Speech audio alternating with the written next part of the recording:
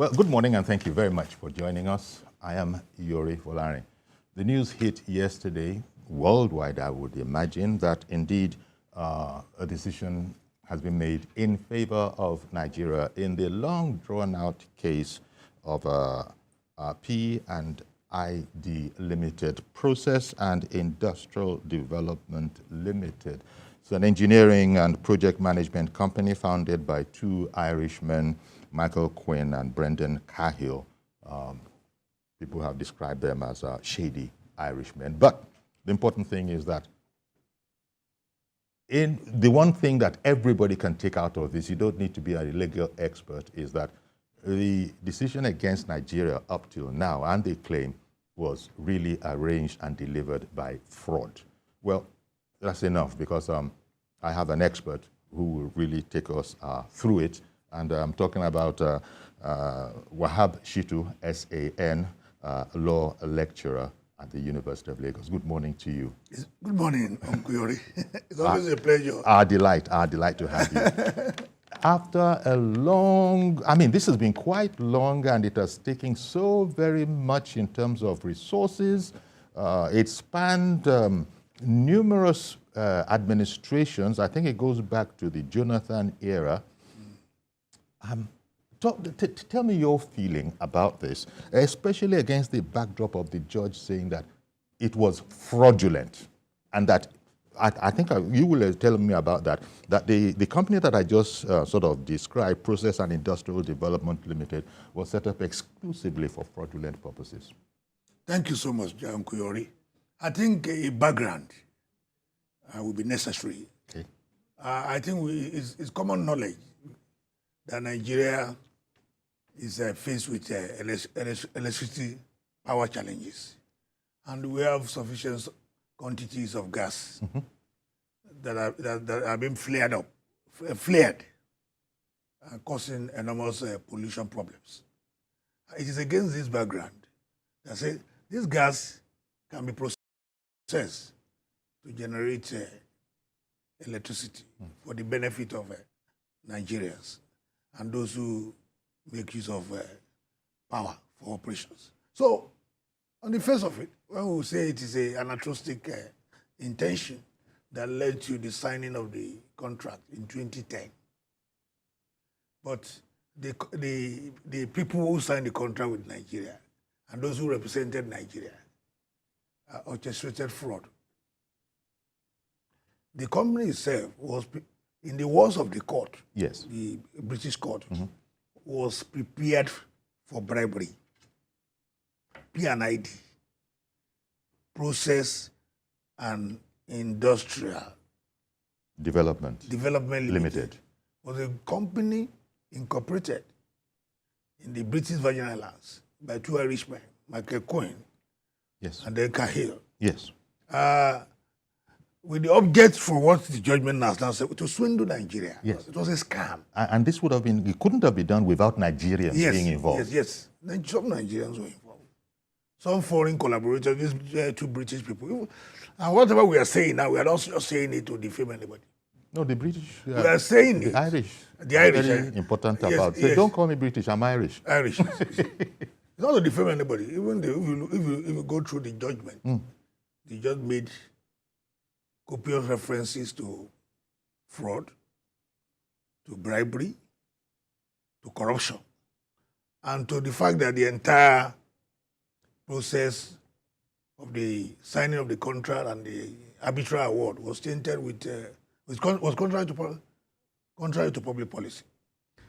You imagine what would have happened to Nigeria if the judgment had gone the other way around. That would come up with 11 billion. Yes. But by the way, it was 6.6 billion. But it was at 7% interest rate. So today it's about, we are talking about 11-point-something billion. And some people wanted to collect on that. Yes.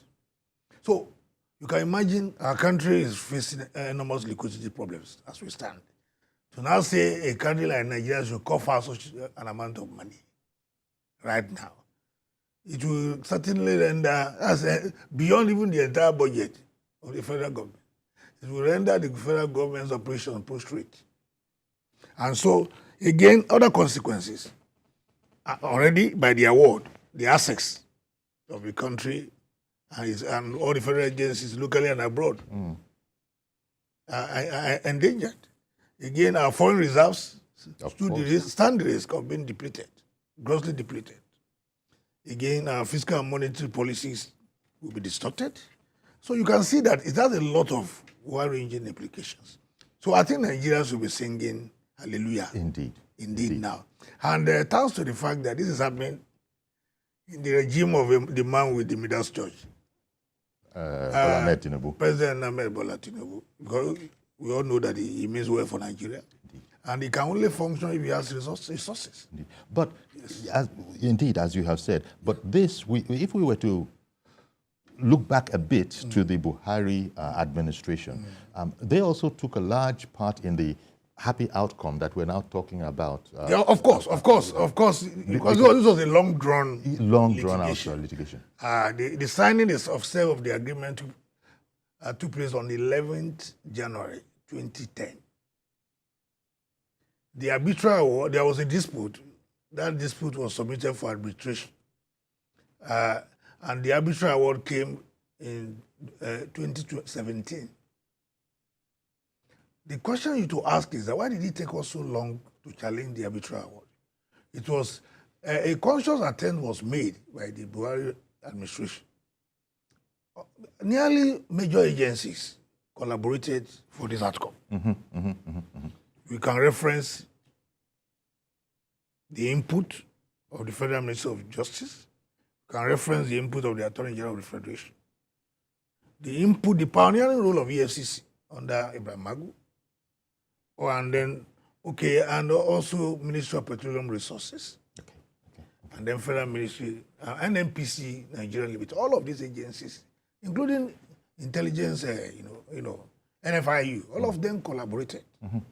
That to you should dramatize to you the beauty of synergy, rather than agencies getting themselves involved in needless rivalry. If they collaborate and they harmonize resources together by way of synergy, you can see what that can translate into. And that's what has delivered this outcome. Vice Shittu, all of these agencies of government that you've enumerated now that came together to see the final resolution of this case, I look at the whole case as a knot. Now, how did we get tied in this knot in the first place that now requires all of this intricacy to sort of undo and end up in a clear judgment of fraud? Thank you. Institutional failure. Institutional leakages. And deliberate collaboration to swindle the country. The judgment also alluded to it. The element of greed. The extent people can go because of money. Yes. Not caring what consequences will result to the Nigerian people, to Nigeria as a country, and what harm it can cause to our foreign reserves, to our developmental aspirations, and to our image as a country. Whereas one might just perhaps, understand that in relation to two dubious Irishmen. The Nigerian component, what does that say? No, that says that lack of patriotism. That's how you can look at it. Greed. People wanting to profit at the expense of public good, without regard to public good. How do you sign such a contract of that magnitude without taking the office of the Attorney General into consideration? How do you sign that as an agency without looking at all the checklists? Yeah. We have enough laws here.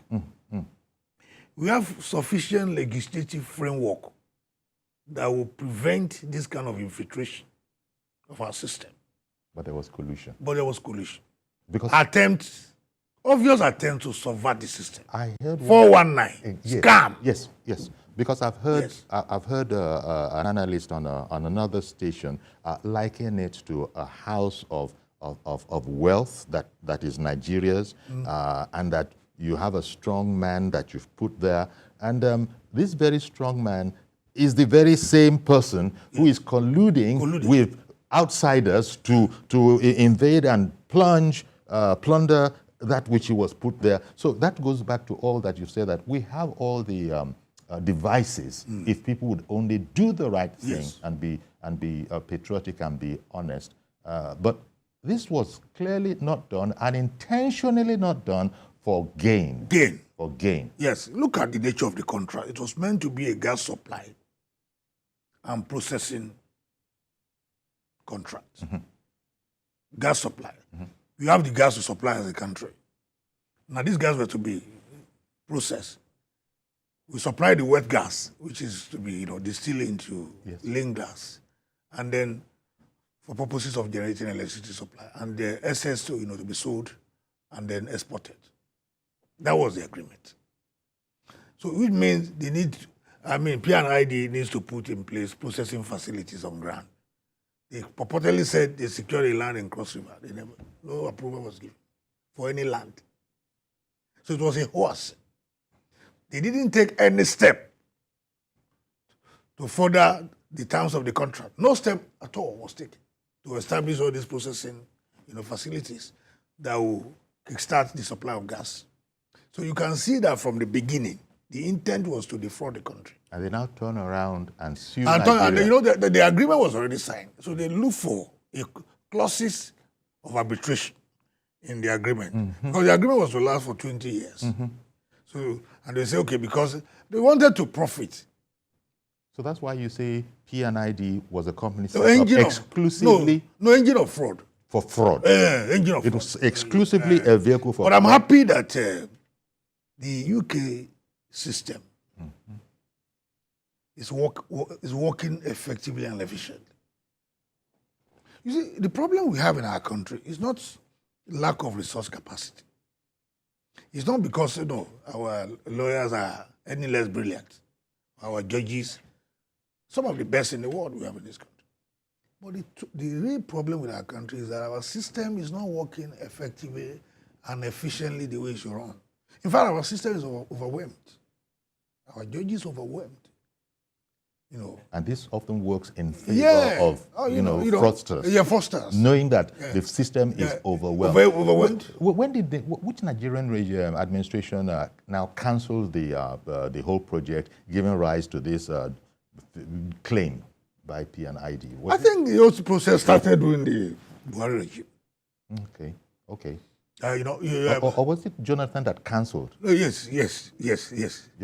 And then all the successive administrations from 2017 started fighting. The Minister of Information, the Attorney General, EFCC, all of these people actually had to go to the UK at a certain stage to push this. In fact, a special ad hoc committee, interagency committee, was set up.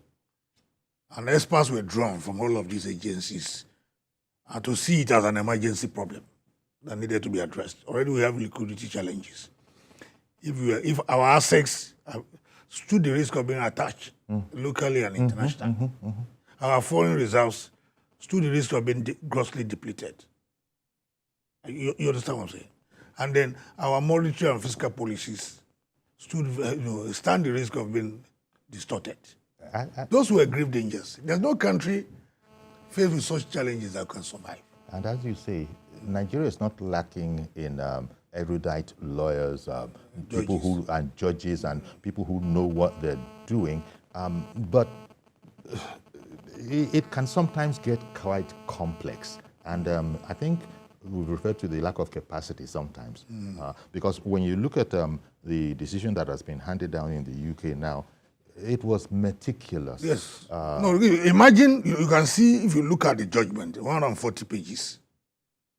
That was a product of careful and meticulous evaluation of evidence and reasoning, jurisprudence, on display. Now, imagine if such a judge were to be overwhelmed with thousands of cases. I doubt if we were able to give the kind of attention that they gave to the case. If you read the case from the beginning the judgment from the beginning to the end, what you will see is details, careful attention to details. There was a background. All the witnesses, the role of specific individuals were analyzed. All the process of the trial process, which lasted for 6 weeks. Rigorous trial process. And we have good lawyers. And it was interesting. It was the judgment was given in both open court and by email. And by email. So that it was all more or less instant. And then also, it has gone to the archives. Straight. And it's now become what you lawyers refer to as a precedent. When you start to what we need to do as a country. A caller has come in. Let me just take the caller. Good morning, Mr. George. Thank you for calling in. Good morning, Uncle Yori. Good morning. Good morning to the senior advocate. Yes. Good morning, Uncle Yori. Kudos must first be given to President Buhari, who insisted that the corruption in that deal must be challenged. This is a country whose prime minister once told the world that Nigerians are fantastically corrupt. Yes. We can now see that corruption is not limited to Nigerians. What I would like to point out here, Uncle Yori, is this. Nigerians want to know the Nigerian component of it. Who are the Nigerians involved? And the president must punish them.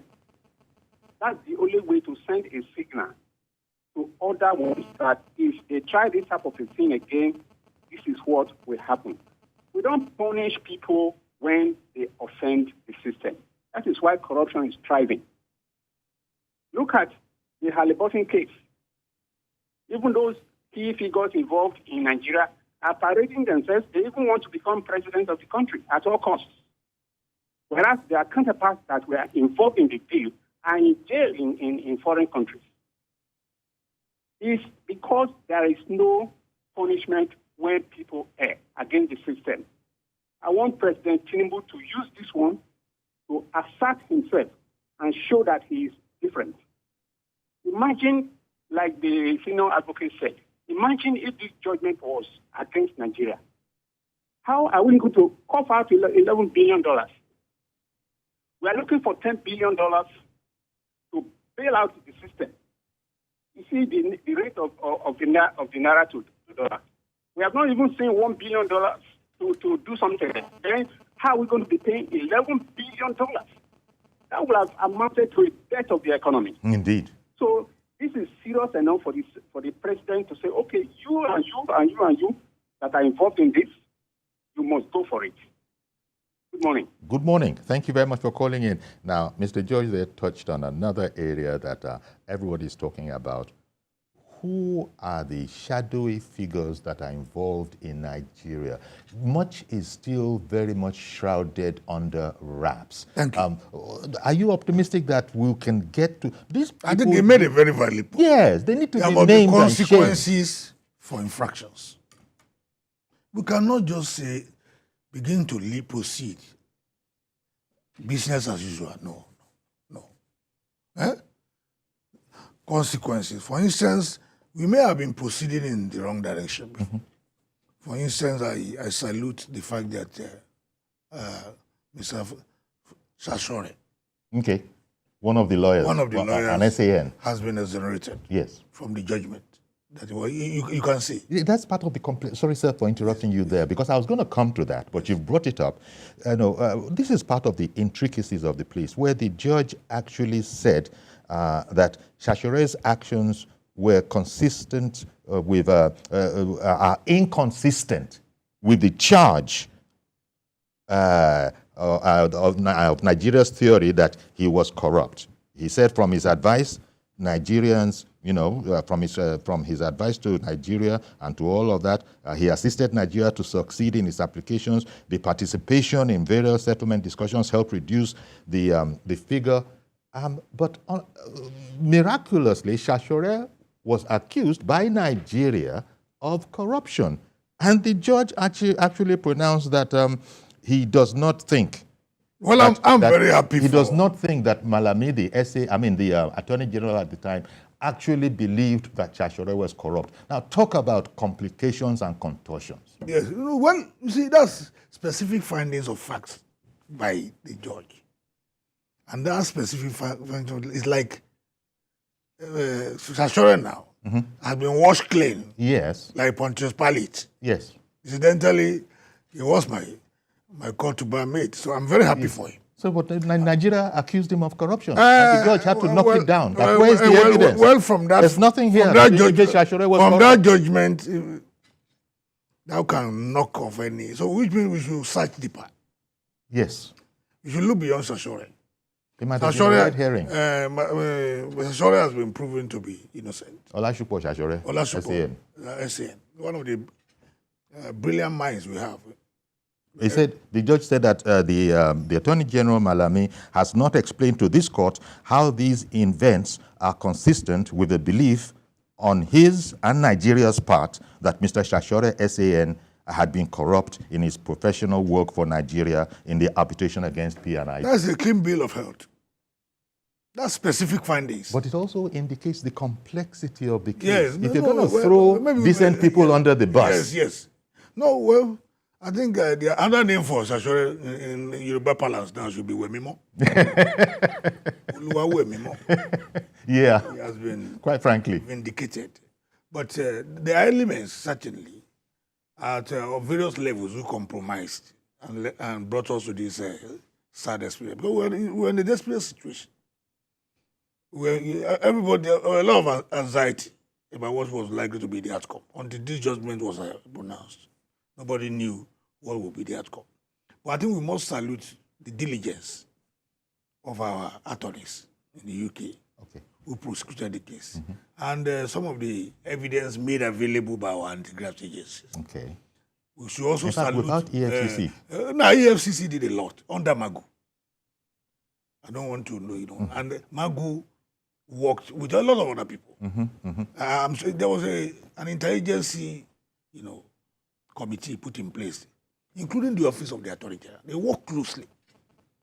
So one lesson from this is that the beauty of synergy. If we work closely, you can imagine the kind of results that can be achieved.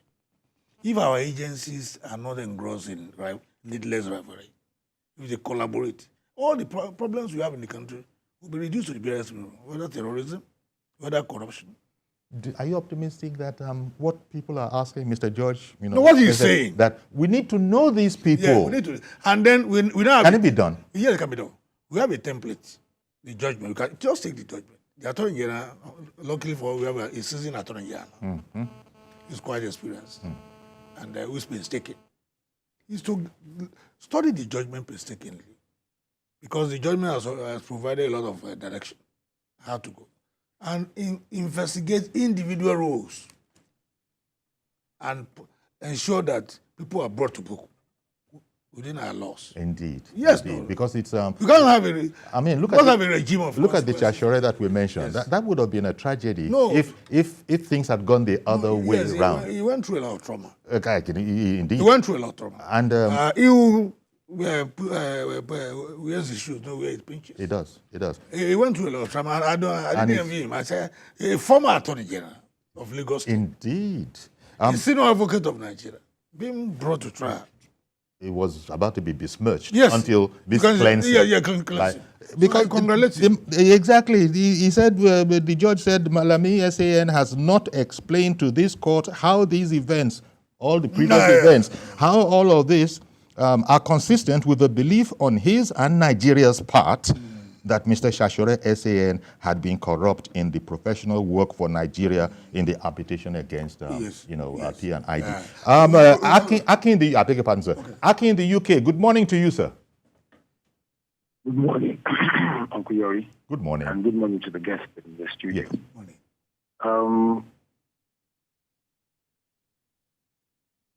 Hello? Yes, we're waiting for you. Oh, okay. Yes, just a brief contribution towards the topic of today. I congratulate the Nigerian government for, winning the case and, at least, getting things done in the proper manner. What I find a little bit appalling here is that, in spite of the fact that P&ID were trying to, defraud the country, we should really go for the civil service and those people who are involved in all this acrimony that has caused deep embarrassment to the Nigerian government. Seriously, you look. If we do not go for if we don't go for these people, things like this will occur again. And and we also need to look at all other contracts that have been, listed out on behalf of the Nigerian government, and to look at where and how those contracts were, released. For me, I'm so glad because Olasho Koshoshole is someone that I really like because of his books that I read. But then, trying to undermine the integrity of such, a very brilliant mind, goes to show you how corrupt even the AGM's office can be sometimes. And I mean to say that because Malami has shown us that sometimes he can, be out of context when he is doing things. It's all over. We all know that. But, once again, let me just use this opportunity to congratulate the government. At least by now, we have a safe, what they call it, a safe net right now. If not, we would have been looking for ways to pay $11 billion.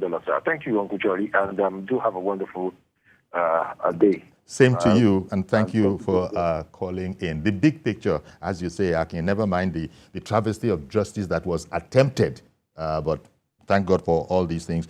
But we keep on going back to, it's like drug money. The secrecy involved. Now, people fear that with the secrecy involved and the desire to cover people, they were even going to throw a good man away in the interest of this secrecy with a bogus, charge of corruption.